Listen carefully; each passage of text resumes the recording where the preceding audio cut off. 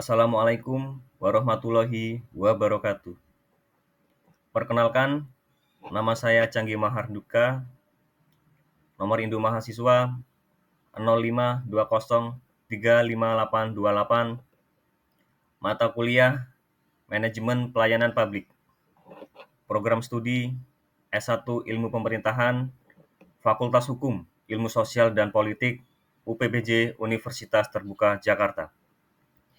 Baik, Bapak, Ibu, dan teman-teman semuanya, pada kesempatan ini saya akan mempresentasikan tentang implementasi layanan EKTP di Unit Pelayanan Terpadu Dukcapil Jakarta Timur.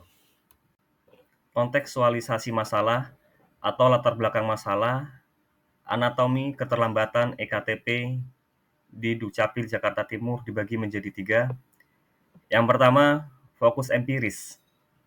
Fokus empiris merupakan keterlambatan kronis dalam penerbitan EKTP di Unit Pelayanan Terpadu Dukcapil Jakarta Timur. Yang kedua, tesis sentral. Tesis sentral merupakan permasalahan ini mencerminkan kegagalan implementasi kebijakan implementasi gap yang disebabkan oleh disrupsi yang level normatif atau biasa disebut peraturan dan logistik rantai pasok belangko. Yang ketiga, signifikan kajian. Signifikan kajian merupakan tentang cara menguji efektivitas desentralisasi kewenangan dalam urusan administrasi kependudukan. Baik, Bapak, Ibu, dan teman-teman semuanya. Selanjutnya, kerangka teori. Pendekatan legalistik dan faktor non-legal. 1. Analisis legalistik. Kepatuhan formal, yaitu memandang birokrasi sebagai pelaksanaan kewenangan yang diatur secara ketat oleh Undang-Undang Nomor 24 Tahun 2013 yang berbunyi tentang administrasi kependudukan yang mengatur hal-hal penting seperti masa berlaku KTP elektronik seumur hidup, nomor induk kependudukan tunggal, pencetakan KTP elektronik daerah, pelaporan kelahiran di domisili, penerbitan akta pencatatan sipil di domisili, pelaporan kematian oleh RT atau RW, sanksi tegas terhadap manipulasi data, dan pengurusan dokumen kependudukan gratis. Selanjutnya, fokus kepada kepatuhan terhadap standar pelayanan minimal, SPM, dan SOP.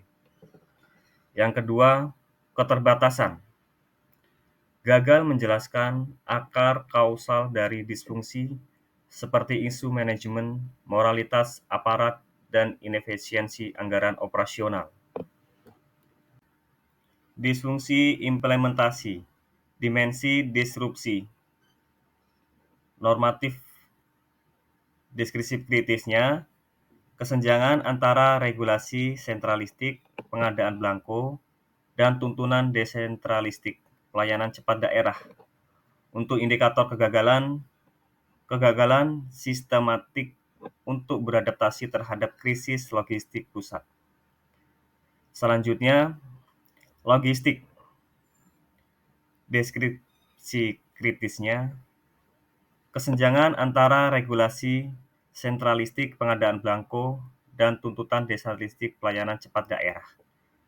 Indikator kegagalan, stok belangko unit pelayanan terpadu 0, situasi kronis. Selanjutnya, manajerial. Untuk deskripsi kritisnya yaitu alokasi anggaran daerah yang tidak memadai untuk pemeliharaan mesin cetak dan pengembangan sumber daya manusia teknis. Indikator kegagalan, downtime, mesin tinggi dan ketergantungan pada pusat untuk perbaikan, hingga menyebabkan keterlambatan kegagalan fungsi tersebut terjadi. Baik, Bapak, Ibu, dan teman-teman semuanya, untuk selanjutnya, mentransformasi siklus kebijakan EKTP. Yang pertama, redefinisi kewenangan desentralisat, meninjau kembali Undang-Undang Adminduk untuk memberikan kewenangan darurat kepada pemerintah daerah DKI dalam pengadaan belangko. Yang kedua, audit kinerja berbasis HOSIT mengganti akuntabilitas formal dengan akuntabilitas substansi guna agar dapat fokus pada outcome.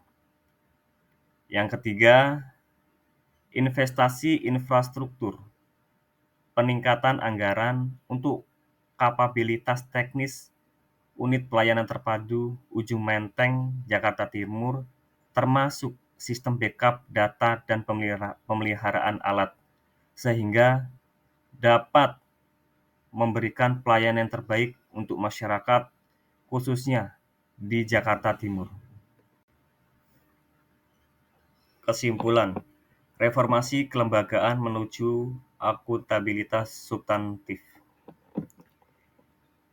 Inti masalahnya, keterlambatan layanan eKTP di Ujung Menteng, Jakarta Timur adalah manifesting dan disfungsi struktural di mana kekakuan pendekatan legalistik sentralisasi belangko bertabrakan dengan kebutuhan layanan publik yang adaptif. Selanjutnya, paradigma baru. Diperlukan penggeseran dari akuntabilitas formal sekedar patuti pada SOP menuju akuntabilitas substansi berfokus pada outcome dan kepuasan masyarakat. Selanjutnya, implementasi. Keberhasilan desentralisasi administrasi kependudukan sangat bergantung pada kemampuan politik pemerintah pusat untuk mendesentralisasi bukan hanya kewenangan pelayanan, tetapi juga kewenangan logistik penunjangnya.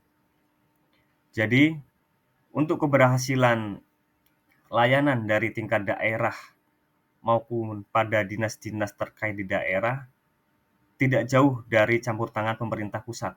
Intinya, saling melengkapi antara pusat dan daerah, simbiosis mutualisme.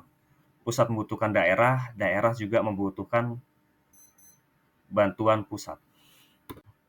Baik, terima kasih Bapak, Ibu, dan teman-teman semuanya. Sekian presentasi yang dapat saya sampaikan. Semoga dapat bermanfaat untuk kita semua dan untuk pembelajaran untuk saya pribadi. Semoga bermanfaat untuk kita ke depannya. Sekian yang dapat saya sampaikan.